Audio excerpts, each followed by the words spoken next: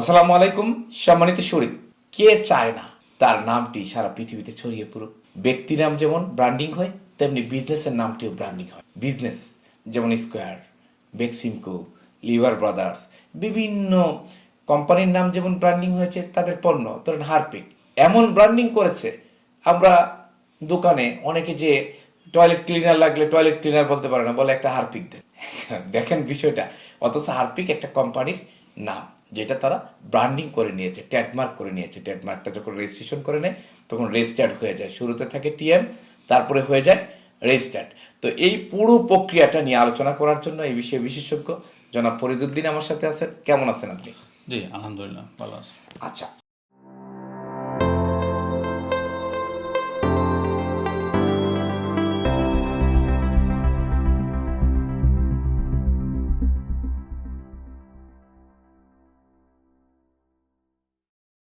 Trademark কেন লাগে, কারা ট্রেডমার্ক করে?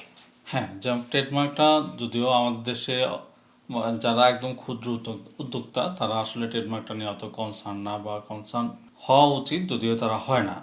কারণ হচ্ছে কি, আপনার যেমন ব্যবসায়ের জন্য ট্রেড লাইসেন্স এটা লাগবে, কিন্তু আপনার যখনই ব্যবসা শুরু করবেন আপনার তখনই ট্রেডমার্ক নিয়েও চিন্তা করা উচিত।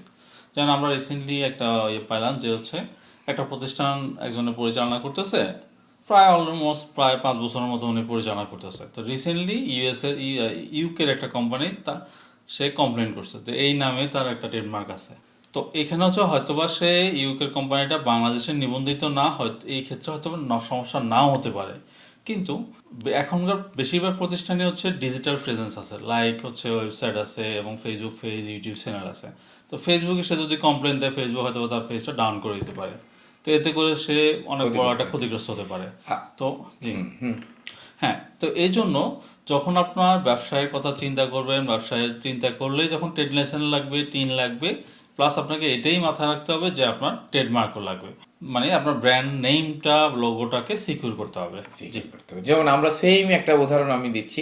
আদি বাংলা, সোহেল সাহেব, উনি আদি বাংলা নামে গার্মেন্টস প্রথম বাংলাদেশে চালু করে, এবং সোহেল সাহেবের গার্মেন্টস মোটামুটি সে একদম বলা যায় যে শ্রমিক থেকে ফ্যাক্টরি মালিক হয়েছে, মানে খুবই জনপ্রিয়।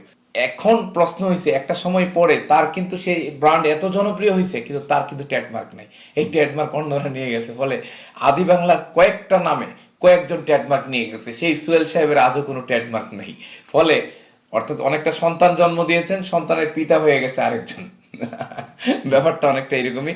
আচ্ছা, এর জন্য করতে হবে কি? হ্যাঁ, ট্রেডমার্কের জন্য কিছু প্রসেসের মধ্যে দিয়ে যেতে হবে। প্রথমত আমরা যদি বলি যে আপনি যদি যে নামটা বা যে লোগোটা চুজ করছেন, এটা যদি আপনার থেকে যদি টোটালি মনে হয় যে আমি ইউনিক, কারোর হয়তো মিলতেছে না, তাহলে আপনি হয়তো অ্যাজ ইউজুয়াল গুগলে সার্চ দিয়ে দেখতে পারেন। কিন্তু এর বাইরেও যদি ইউনিক মনে করেন তাহলে আপনি সরাসরি আবেদনও যেতে পারেন। যদি তারপরও আপনি পারফেক্টলি এটার নামটা পাবেন কিনা বা পাওয়ার সম্ভাবনা আছে কিনা, এর জন্য আপনি যদি মানে আপনার একটু কনফিউশন থাকে, আপনাকে অবশ্যই সার্চ দিয়ে নেওয়াটা বেস্ট। কারণ হচ্ছে এখানেও একটা ব্যাপার আছে, আপনি আবেদন করলেন, এটা রেজাল্ট আসলো হয়তো 1 বছর পরে, আবার হয়তো তখন বললো যে হয়তো আগে কেউ অ্যাপ্লিকেশন করছে, তখন আপনি নাও পেতে পারেন, বা আপনার পাওয়াটা একটু কনফিউশনে চলে আসতে পারে। তো এই জন্যই সার্চ দিয়ে নিয়ে দেন আপনি চেক সার্চের একটা রেজাল্টে পেলেন কেউ আবেদন করছে কিনা। তো এর প্রেক্ষিতে আপনি নিজেই বুঝতে পারবেন, কেউ যদি না করে থাকে তাহলে অবশ্যই আপনি করতে পারবেন, আবেদনে যেতে পারবেন। আচ্ছা, একটা কমন সিস্টেম তো, মানে অফিসিয়ালি সার্চ দিতে পারেন। আপনিও নামটা যে কোনো নাম চুজ করার পর আপনি একটু গুগলে দেখেন এই নামে বড় কোনো কোম্পানি আছে কিনা, এই নামে কারো ব্র্যান্ডেড প্রোডাক্ট আছে কিনা, তারপরে এই নামে ওয়েবসাইট আছে কিনা। এই বিষয়গুলো যখন একটু দেখে আসবেন যে কোনোটার মধ্যে নাই, তাহলে আপনি অনেকটা নিশ্চিত হয়ে যান যে আপনার প্রোডাক্টটা ইউনিক। তারপরে তো আপনি সার্চ দিতে পারবেনই না, তবে আবার সার্চ দেওয়াটা জাস্ট গুগলে সার্চ দেয় এটা এক জিনিস, কিন্তু ডিবিটিসি বা আপনার ট্রেডমার্ক অথরিটির কাছে সার্চ দেওয়াটা অন্য অন্য হিসাব। ওখানে হচ্ছে আপনার একটা ফি দিতে হয়, একটা নির্দিষ্ট সময় লাগে, এর প্রেক্ষিতে আপনার একটা সার্চ। কতদিন সময় লাগে, কত টাকা ফি দিতে হয়? এটা হচ্ছে 2,000 টাকা প্লাস 15% ব্যাট, আর অলমোস্ট আপনার হচ্ছে 20 ওয়ার্কিং ডে লাগে, অলমোস্ট 1 মাস সময় লেগে যায়। অর্থাৎ এর মধ্যে খালি জানতে পারবেন আপনার নামটার ফাঁকা আছে কিনা, হ্যাঁ, বা এই সেম নামে কেউ আর কেউ আবেদন করছে কিনা, অন্য কোনো কিছু না। এবং এইটা যদি ফাঁকা থাকে তখন কি এমন কোনো সুবিধা সে পাবে যে 1 মাসের মধ্যে আবেদন করলে তার নামটা তার জন্য সেভ থাকবে? না, ওখানে তো শো করবে যে কেউ আবেদন করছে কিনা, বা যদি এমন আছে যে কেউ যদি আবেদন করে থাকে কবে করছে, কোন প্রতিষ্ঠান করছে, তার অবস্থান কি আছে এটাও শো করবে। আচ্ছা, তো তাহলে এর প্রেক্ষিতে সে আবেদন করতে পারবে। তার মানে এটা কোনো গ্যারান্টি না, মানে তার নামটা তার জন্য সংরক্ষণ হবে এমনটা না না, না, সে সংরক্ষণ শুধু হবে। জানতে পারবে এই নামটা কেউ ইউজ করছে ইউজ কিনা। করছে কিনা, right. Okay, that's all. এরপরে সে সার্চ দিয়ে দেখলো তার নামটা কেউ ব্যবহার করছে না, সে এখন আবেদন করবে। আবেদনের প্রক্রিয়া হ্যাঁ, এবং আবেদনের খরচ। জন্য হচ্ছে 5,800 টাকা গভর্নমেন্ট ফি, আর আবেদনের জন্য হচ্ছে আপনার ট্রেড লাইসেন্স লাগবে, ইভেন হচ্ছে ব্যক্তি মানে যে NID লাগবে, যে প্রতিষ্ঠানের নামে বা যে ব্যক্তির নামে করবে তার এনআইডি লাগবে, সবই ম্যান্ডেটরি না। আর লোগোটা এবং ব্র্যান্ড নেমটা লাগবে। এটা আপনার লোগো নিবন্ধন করতে পারবেন, অথবা নামও সহ নিবন্ধন নাম। করতে পারবেন, অথবা নাম লোগো দুটোও নিবন্ধন করতে পারবেন। এর বাইরে আপনার হচ্ছে ক্লাসটা, আপনি যে প্রোডাক্টটা নিবন্ধন করবেন ওই প্রোডাক্টটা যেই ক্লাসে হবে ওই ক্লাসে আপনাকে নিবন্ধন করতে হবে। অর্থাৎ টোটাল এখানে 42টা ক্লাস আছে।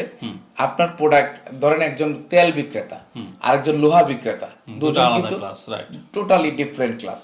আবার আপনি সেবা দেন, আরেকজন পণ্য উৎপাদন করে, এই দুজনের ক্লাস এক হইতে পারে না। না, তো এই জন্য ক্লাস টু ক্লাস, যে কনজিউমার আইটেম এক ধরনের হবে, টয়লেট্রিজ এক ধরনের হবে, খাদ্যপণ্য এক ধরনের হবে, এইভাবে 42টা ক্লাস আছে। হ্যাঁ, আবার হচ্ছে এমনও আছে যে আপনার একটা প্রতিষ্ঠান এমনও প্রোডাক্ট তৈরি করে যার একাধিক ক্লাস হতে পারে।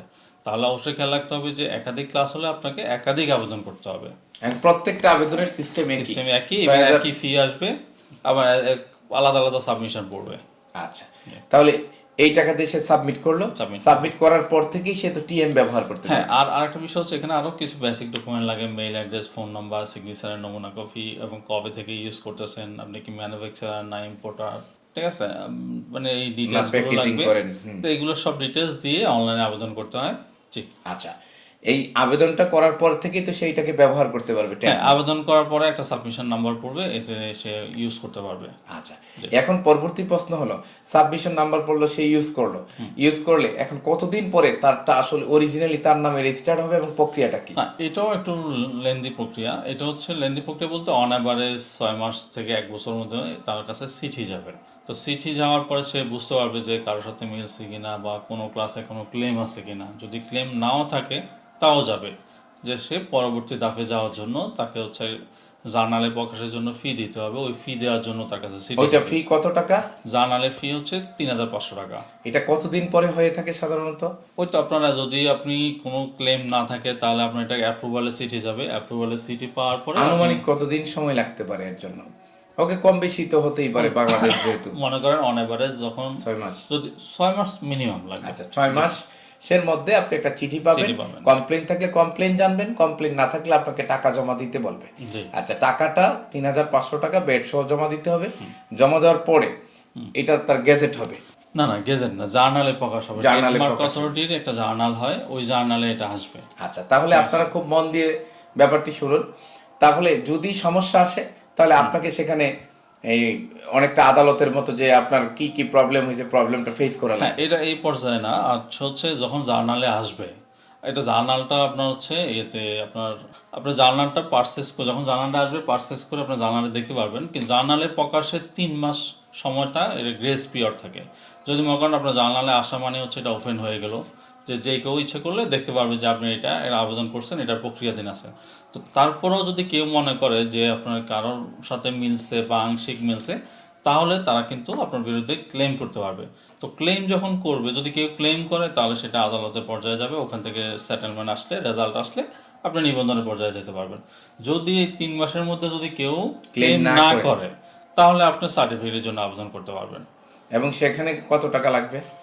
সার্টিফিকেটের জন্য অলমোস্ট 23,000 টাকার মতো লাগবে। 23,000 টাকা প্লাস ব্যাট? না, 23,000 টাকা ব্যাট আচ্ছা, সহ। 30,000। 23,000। আচ্ছা, আরেকটু কথা, এই যে ক্লেম যদি হয় তখন সেটা কি সে নিজে মেকআপ করবে, না তার পক্ষে অ্যাডভোকেট? সে যদি নিজেও ওভাবে ইয়ে করে, সে নিজের ইয়েতে হেয়ারিং করতে পারবে। হিয়ারিং করলে কোনো ফি লাগবে? হ্যাঁ, হেয়ারিং যদি সে চায় তাহলে হেয়ারিং এর জন্য একটা আবেদন করতে হবে, ওতে ফি আছে। কত টাকা? অলমোস্ট 1,200 টাকার মতো 1,200 ফি টাকা। আছে। সে যদি কোনো লোক নিয়োগ দেয় তাহলে কি এই 1,200 টাকায় হবে, না তার আরো ফি বেড়ে যাবে? হ্যাঁ, তখন তাকে ফাওয়ার দিতে হবে। ফাওয়ার দেওয়ার জন্য কত যাবে? ফাওয়ার দেওয়ার জন্য একটা 1,000 টাকার একটা স্ট্যাম্প লাগবে। আর ওই লোকের ফি তো আছেই। হ্যাঁ, অর্থাৎ আপনি চাইলে আপনার পক্ষে অ্যাডভোকেট নিজে করলে 1,200 টাকার মতো ফি আসবে, অ্যাডভোকেট করলে সেই পাওয়ার দিতে হবে, পাওয়ারের জন্য ফি আসবে, প্লাস ওই ফিটা আসবে। আচ্ছা, এবং এটা সলিউশন হইতে এই যদি সব প্রক্রিয়ায় তার বাধা আসলো, মনে করেন সব বাধা সে পার হয়ে যাচ্ছে, তাহলে কতদিনে একটা ট্রেডমার্ক হইতে পারে? এটা আসলে যদি অ্যাজ ইউজুয়াল হয়ে যায় তো প্রায় 1 থেকে 1.5 বছরের মধ্যে হয়ে যাওয়ার পসিবল। ঠিক আছে, আর যদি অনেকেরটা না হয়, বিভিন্ন জায়গায় বাধা হয়, আমরা এমনও দেখছি 2-3 বছরও জুড়ে থাকে। ঠিক আছে, সমাধান হচ্ছে না। সমাধান হচ্ছে না। আচ্ছা ঠিক আছে, তাহলে এই সমাধান হলে এইটাই তো প্রসেস। হ্যাঁ, সমাধান হলে এটাই প্রসেস। আর প্রথমবার যখন আপনার অ্যাপ্রুভাল হবে, এটার মেয়াদটা 7 বছর হবে। আর 7 বছরটা আপনি যে যখন আবেদন করছেন সেই ওই দিন তারিখ থেকে। থেকে 7 বছর। মনে করেন আপনি পাইতে পাইতে 2 বছর চলে গেল, তো 2 2 বছর বছর বাদ। শেষ, 2 বছর শেষ। ঠিক আছে, আপনি আর 5 বছর পাবেন। তো এইভাবে আপনি হচ্ছে অর্থাৎ কেউ যদি এমন হয় যে 5 বছর পরে পাইছে, তাহলে সে 2 বছর 2 ইউজ বছর করতে use পারবে। করতে পারতেছে। অর্থাৎ যখনই পাক, আবেদনের দিন থেকে 7 বছর তার প্রথম লাইসেন্সটা বিবেচিত হবে। 7 বছর পরে আবার রিনিউ করবে, 7 বছরের আবেদন পাবে, তারপরে তাকে রিনিউ করে আপ টু ডেট করে এগিয়ে যেতে হবে। এগিয়ে যেতে হবে। এবং এতে অলমোস্ট 2 বছরের মতো সময় লাগবে যদি কোনো বাধা বিঘ্ন না আসে। আর বাধা বিঘ্ন আসলে একমাত্র সৃষ্টিকর্তা জানে কবে আপনার এটা সলিউশন হবে। আর অফিসিয়াল খরচের বাইরেও বাংলাদেশে ফাইল স্মুথলি যদি পাস করাইতে হয়, অনেক ধরনের চিন্তা আপনার মাথায় রাখতে হবে।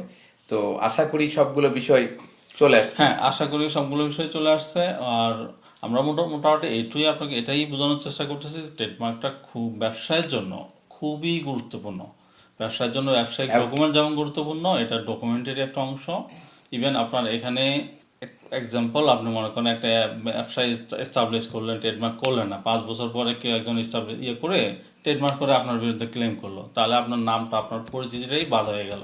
এমন এমন হ্যাঁ, রেকর্ড আছে, আছে আছে। আইন আদালতের মাধ্যমে পরে সলিউশন হয়েছে, দুইটা নাম নিতে হয়েছে, এরকম বহু রেকর্ড আছে, যাকে আমরা সেদিকে যাচ্ছি না। আমরা চাই আপনি আপনার নামটা সিকিউর করেন, কারণ সুনাম আল্লাহ প্রদত্ত আসে। এই সুনামটা যদি আপনি সিকিউর করতে পারেন, নিজের রাখতে পারেন, তাহলে এটা একটা অ্যাসেট। এটা দিয়ে এখন ব্র্যান্ড ভ্যালু, যদি আজকে আইফোন বিক্রি হয়, ধরেন আমি সিম্পল কথা, 1,000 কোটি টাকা তার মূলধন আছে, তাইলে 100,000 কোটি টাকা বিক্রি হবে। এই ব্র্যান্ড ভ্যালুটা 99,000 কোটি টাকা। এটা জাস্ট এক্সাম্পল, এটা বাস্তবতা হলে আরো অনেক বেশি। এই জন্য আপনি আপনার নামটাকে সিকিউর করুন, সে তারপরে ব্যবসা করুন। আনতে পারে তাদের জন্য ভিডিওটি শেয়ার করে সকল প্ল্যাটফর্মে ছড়িয়ে দিন। এটা একরামের নিয়তে করলে এটাও নেকির কাজ হবে। সবাই ভালো থাকবেন। অনেক সালাম।